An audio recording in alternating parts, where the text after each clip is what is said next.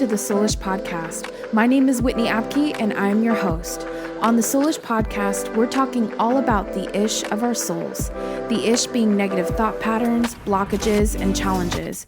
But we'll also discuss the aha moments, how to deeply connect with ourselves and others, and the breakthroughs, big or small, that we experience in our body, soul, and spirit. We'll dive deep and talk about everything in between, of course. And I'm so excited to share my experiences and thoughts, as well as bring on guests who are thought leaders and truth seekers. It's my desire to uplift, encourage, and inspire you in each podcast. And for this episode, I'd like to introduce you to my dad, who's been a Christian pastor for over 30 years, has battled cancer, 2 major back surgeries, and understands the power of belief and the energetic or spiritual environment we can create with our beliefs. Let's get into my conversation with my dad, Scott Abke. Wonderful to have you here. Thank you. Get to interview my dad. It's good to be had.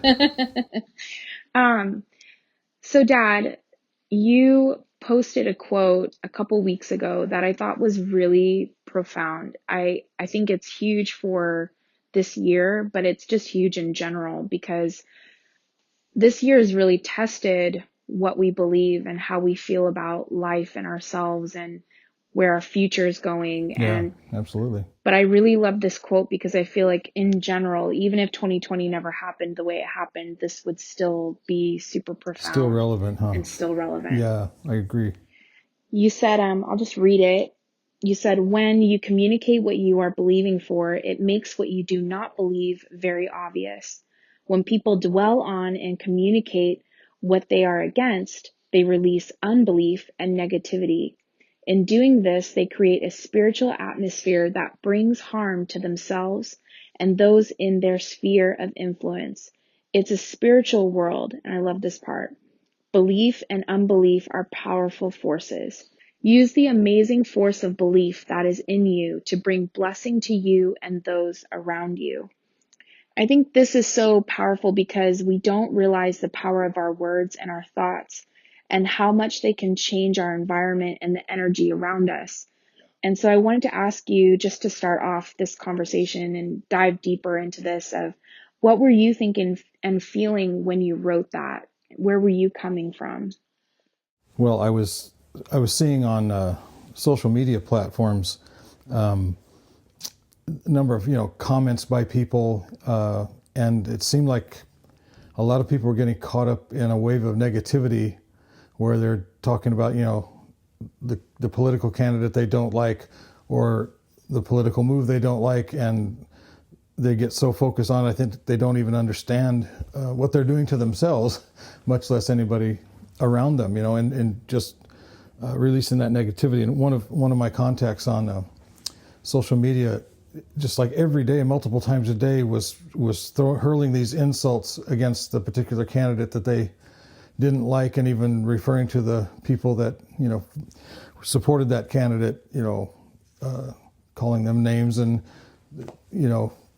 all kinds of insults. And it was really ultimately a reflection of what was inside that person's heart. Mm-hmm.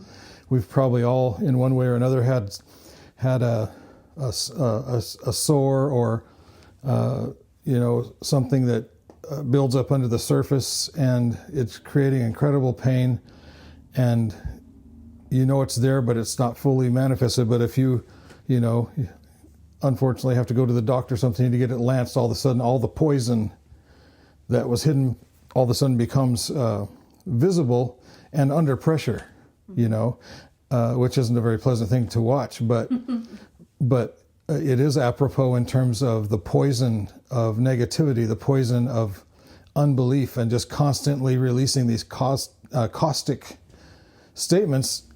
And the real issue for these people that I wanted to, hopefully point out to them is, you need to look at yourself. You need to understand the effect, the power that this poison of your anger and resentment and displeasure is having on you. It's you're projecting that it's all these other people or this politician or whatever it might be, when actually the issue is you. It's the issue is me. but we always want to project on other people. It's common. It's easier to deal with that than think, oh, I would never think that way. I would never be that kind of person. But in reality, if you could see the power of your words in the spirit, you would see that there's poison, there's hatred, there's negativity, and it's not the creation. The universe wants to respond to this, but if it's exposed, it has to. It has to deal with it. And it can seem like such a overwhelming and powerful force, but there is a greater force, which is the positive use of our believing. Mm-hmm. And, one of my favorite quotes of Jesus is just this simple statement: all things are possible to those who believe. Mm-hmm. And I've said before, and when I've been teaching on this subject, Jesus didn't say all things are possible to those who believe in me. If I'd have written that, that's what I would have said. But Jesus is saying, look, this is a force that God has put in the universe that is always at work. And we refer to gravity. You can't see gravity, but you can certainly see the effects of gravity. Mm-hmm. You can choose for whatever reason to say, well, I don't believe in gravity, but jump up and see what happens. You're gonna come back down again, unless you've developed a skill for levitation. Let me know. Right. But so the fact is, these things are at work all the time. Gravity is always at work. I can choose to take advantage of the power that it offers, in a positive and constructive way, just as I can take advantage of the power of my belief and the power of my believing, because God's given each of us that power. And it's an amazing thing. If we could only see, the potential impact of it. And that's what I was trying to speak to a bit. And I don't know if I, reached any of those people that I was hoping would, for their own benefit, see those words and perhaps think about, oh, maybe I need to change the way I'm, communicating here. You hope for that. Who knows if they do or not? But at least people who are open can say, yeah, I need to be careful and watch what I do with these words. There's a scripture in Proverbs that says that the power of life and death is in the tongue, which is a pretty amazing statement about the power of words. But if you've had words of hatred or unkindness directed at you, you feel them. It's clear that those words have power, but it's also very clear that there's no neutral word. No matter what I say or when I say it, there are no neutral words coming out of my mouth. My words have the power to bring life. They have the power to bring death.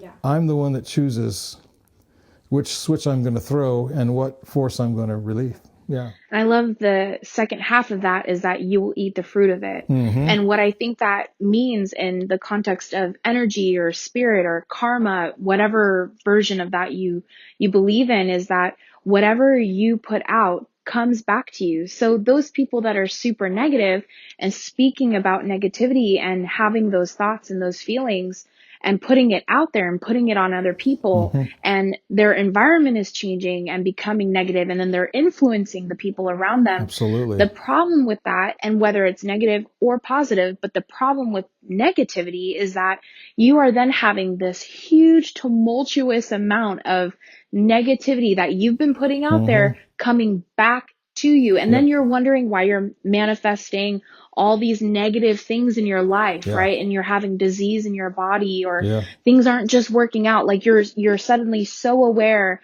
of everything that's going wrong, and so aware of everything that's not right in your life or not happening for you, or your future begins to look, not so great. Mm-hmm. And I think that's the thing that I think people don't realize when they're in that space. And that's what I've tried in coaching people, being a life coach. That's one of my main things, is to lift up their perspective and take that seal off of things are negative, probably mm-hmm. because that's what you're aware of. And that's what you're ruminating, all these negative thoughts. And typically that's it. It's rooted in pain or disappointment, like you said. And people are really struggling to get out of that and to get freedom, to forgive, to not have resentment. And so that's another thing too, of you will eat that. That will come back to you, and that will then further influence your negativity and make it even worse. And that's kind of what we've been seeing in the world of a lot of negativity, or just a lot of disappointment, or a lot of heartache, a lot of pain from all the death or, mm-hmm. Suffering that we've had with COVID in the world, not just the United States of America, but the world has felt this. Sure. And so I think we're kind of coming back to a place of hopefully breathing and realizing, but this message is so powerful because of like exactly what you just said. We don't have neutral thoughts. We don't have neutral words. It is either positive or negative. It is either choosing to believe or choosing to not believe. Hey, it's me, Whit.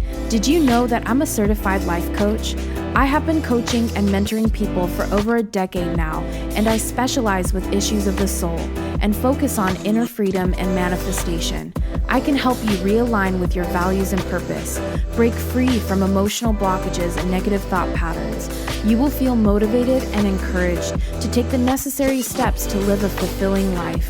We all need support and someone to cheer us on or hear us out, and it would be a privilege to be a part of your journey.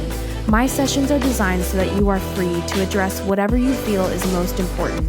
If you are interested, simply go to whitneyabke.com/coaching and sign up for a free 30-minute call. I can't wait to work with you.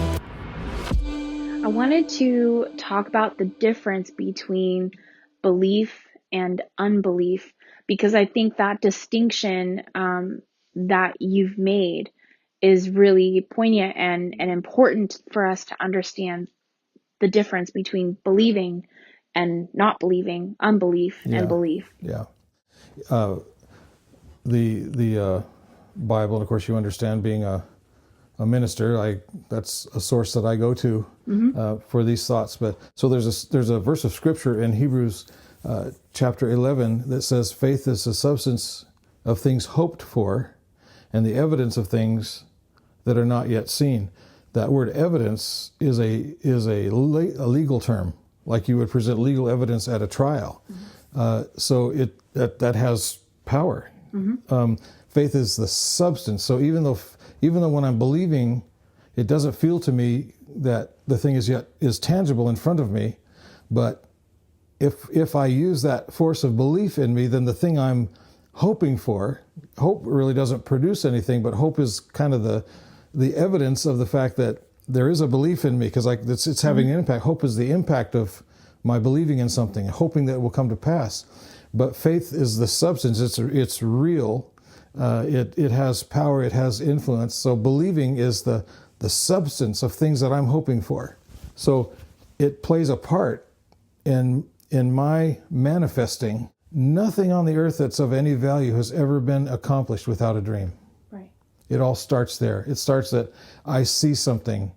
I think the universe responds to us that way. God set up the universe in such a way that there are these nuggets, in the ether that if we can, the power of positivity, the thought, the concept, seeing something and getting an idea.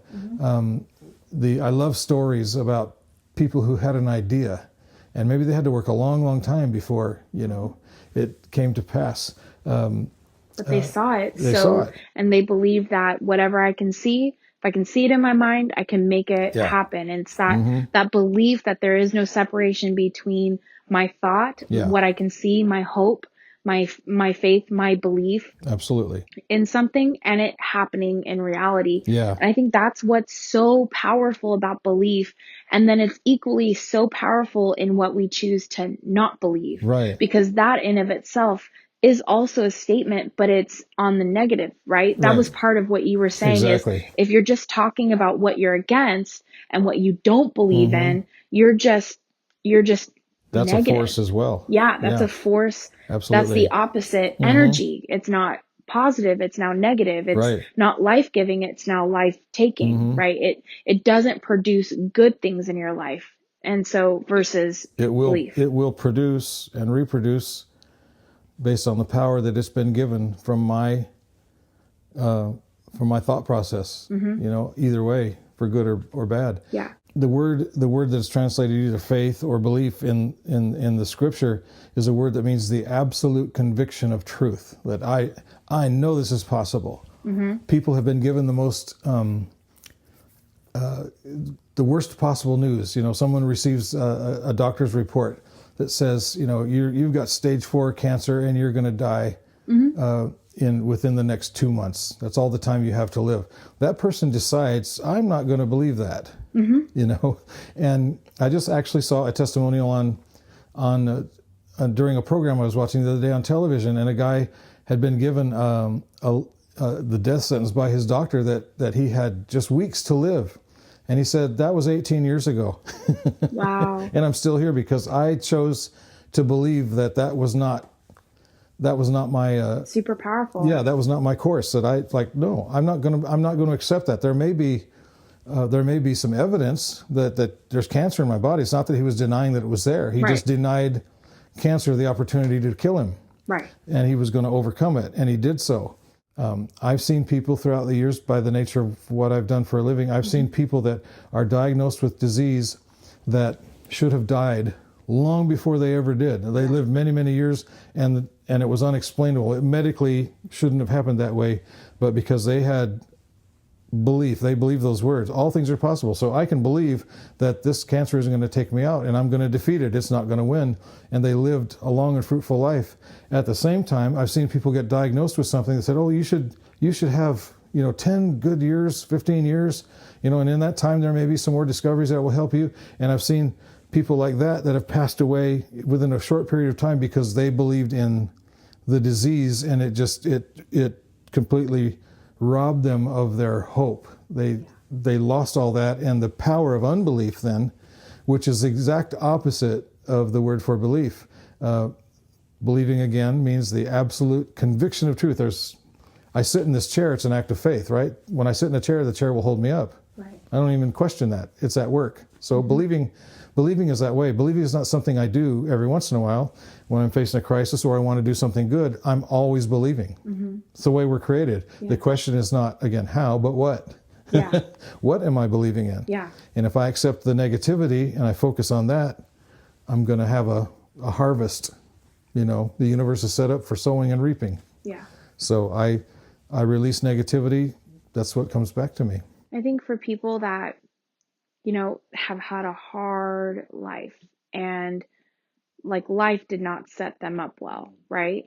And they've had continual things happen in their life that has just proved to them their lack of worthiness, lack of value, the fact that they'll never have anything good. They've been told that by somebody. And they've been told that You'll repeatedly. never amount to anything. Right. Yeah. All of that. And I feel like they're probably, if that person is listening right now, and even maybe if just some people who have just really experienced a lot of crap, and they are in a hard season right now. Sure. I'm thinking of that person and just what their pessimistic question would be of, so how do I change then? How do I change what I believe? And because I've been there, I certainly have been there. Sure. Of okay, so I'm just supposed to believe now that good things are going to happen to me, and I'm supposed to get my hopes up again. And so what happens if it all goes to crap again, or it doesn't work out, or nothing good ever really does happen? So how do I change my belief? Right? I can hear that. And so I want to ask you, and this is a loaded question, but boy. Hey, you've gotten them all throughout the years doing ministry with people. Yeah.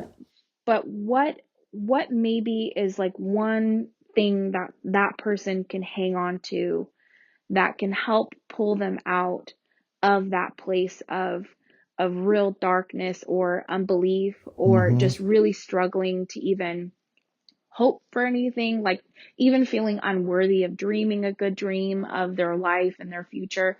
What is something that person or just anybody that can grab a hold on to that can help pull them out of that pessimistic, very dark place? Right. Well, first of all, I was just thinking while you were talking there that one of the great enemies of believing is the question why.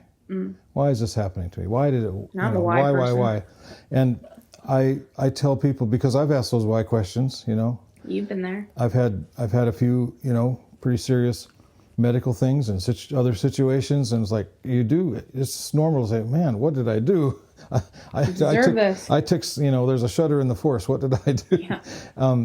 and I want to know why. I want somebody to give me an explanation, and that is a complete and total waste of time. There are no good answers to why questions. They're a distraction to take you off of what you really need to do, which is to focus on believing. Well, it's like your checking account. You can't make withdrawals if you haven't made deposits. True. And a lot of the time when somebody's facing a deep trial like that, it's like they're thrown into the deep end of the pool, and they're just trying to keep their head above water. You know, we have compassion for people like that. It's a real thing. So we're not saying that this is just an attitude or so, hey, just change your mind, it'll all go away. Yeah.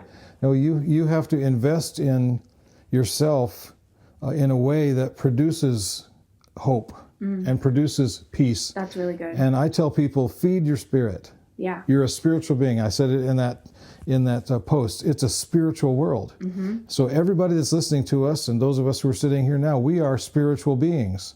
I have a favorite quote that I use. I've used it often. I've quoted it so many times, I should take credit for saying it myself, I think. Mm-hmm. But it's one of my favorite quotes, and it says, we are not human beings having a temporary spiritual experience. We're spiritual beings having a temporary human experience. Mm-hmm. So the first part is awakening to the fact that regardless of whatever difficulty I have or situations I'm facing, I am a spiritual being, created in the likeness of the Creator Himself. So, you know, I happen to be your father, and we've talked both sides of the fence here about the things that get passed down. You know, I've apologized for the DNA, but I didn't have any choice in where I got mine from either. We're all a product of generations of people, but we all have a choice, you know. And I'm sure you've heard this, people say, well, you know, I got this report from the doctor. We're using medical examples because they're real and people can understand them, you know. But so the doctor told me this, yeah, my grandmother had that and she died, my mother had that and she died, so I've got it and I'm probably going to die. You know, it's that, right. That's investing your belief, but it's actually going back to the question you asked me and I didn't completely answer. The opposite of the absolute conviction of truth is a word that means the complete absence of a conviction of truth. I have nothing to rely on. I don't have anything in me that helps me muster the power of hope and faith and believing inside of me. I've got to have that. How do you do that? You got to feed your spirit. And all I can tell people is, for me, for you, I mean, we're a musical family, so music is one of the major things for me. Yeah. Something uplifting. Yeah. Something that lifts your heart. Something that feeds me. Yeah. That it feeds my spirit. And when you listen to it, you feel the changes inside. Your perspective begins to change. And when you're going through... You can feel the energy change. When you're going through tense times, you know, you're expending so much of yourself, expending so much energy, and just trying to get through the moment and trying to survive. And in doing that, we deplete ourselves of all the necessary things that we have inside of us that produce the opposite, which is our believing. So how do we attract that? It's like strengthening our muscles in our body. I can't expect to go lift 500 pounds if I haven't prepared and conditioned my body to do it. And our believing is like that. It's a muscle that we have. It just has to be trained and used, and it will far exceed our expectations if we can do that. So feed your spirit. If it's music, if it's going out to your favorite beach and watching the waves and the tide roll in and just sit there and experience creation. If it's going and staring at a mountain or going up, hiking up into this some beautiful place and standing there in the middle of this gift that Creator has given us, and letting that speak to us. We know this, that on the earth there are places that have particular energies. You can feel negative energy, you can feel positive energy. We go out into creation and the beauty of it, and without any words being exchanged or me even praying, just sitting, and not even exercising the ability to meditate, but just experiencing. It's not a time to do, it's a time to be.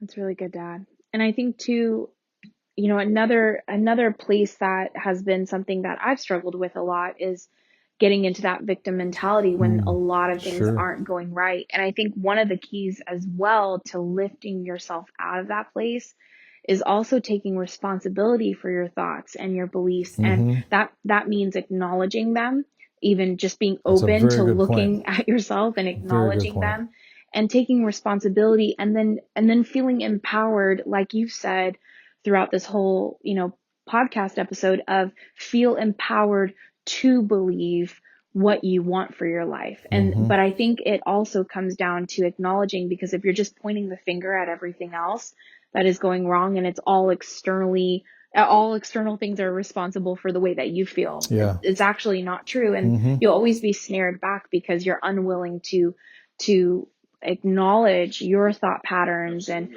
your emotional loops that you're feeling, and just recognizing that and going, okay, Yeah. I'm going to catch that next It's time. It's easier to blame somebody else or some external set of circumstances that are out of my control Right. than it is to take responsibility. And when we say take responsibility, it doesn't mean it was our fault. It's just Right. that I'm taking responsibility for how those words affect me. I'm choosing not to. Right.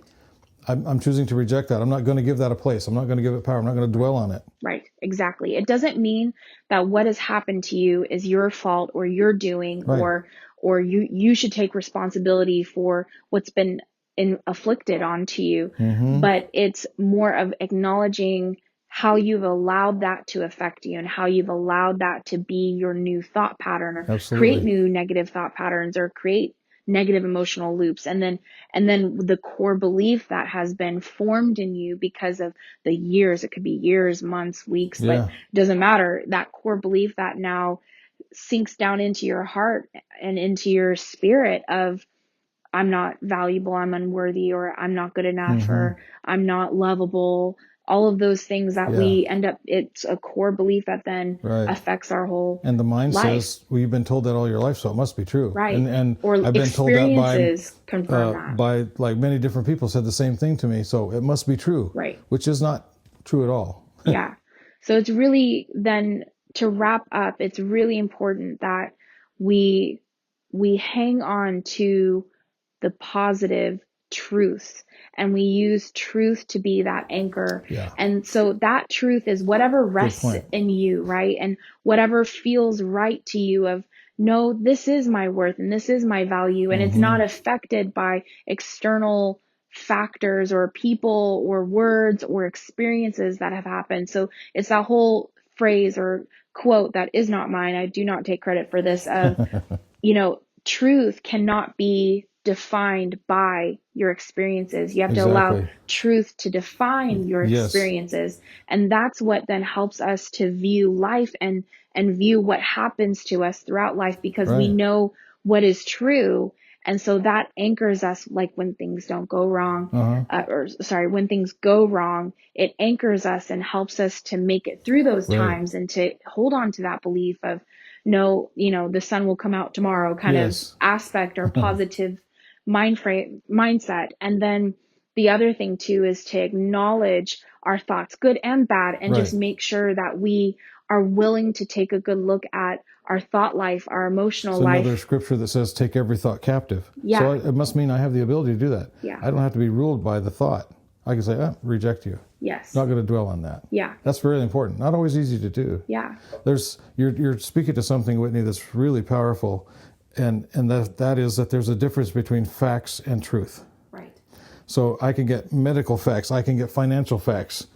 I've got so much debt. It's impossible for me to repay this debt. I've heard stories like that, and then people were losing everything. They'd lost everything, or in the process of losing everything, but they chose, as thin a thread as it seemed to be, they chose to put their attention on hope. I don't have to be a victim here. I can choose, and they get an idea. Where'd that idea come from?